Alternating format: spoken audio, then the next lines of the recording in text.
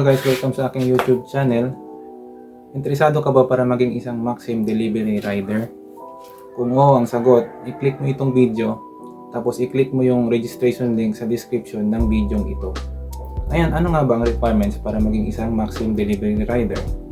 Number 1, kailangan po natin ng NBI clearance. Tapos number 2, kailangan natin either police clearance or barangay clearance. Tapos, kailangan natin ng, syempre may sasakyan tayo, kailangan din natin ng ORCR nito. Tapos, isang driver's license natin. At saka yung susunod naman is kailangan natin ng smartphone. Dito natin kinukuha yung mga order sa phone natin. Kasi meron kasi tayong application ng mga Maxim Rider para magkuha ng mga orders.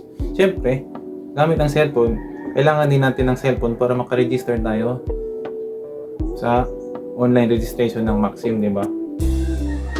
Tapos ang huli, kailangan natin ng sasakyan. Yan po ang mga pinaka-importanting requirements para maka-apply tayo online. Ngayon, kung sa channel na ito, ang ino-offer ng channel ko is mga tips and tricks pang paano ang diskarte sa pagiging Maxim Rider. Kung gusto nyong matuto pa lalo ay huwag po kayong mahiya na bisitahin nyo yung aking YouTube channel. Marami po kayong matututunan. Yun lang po para sa video nito. Sana ay magandang araw nyo.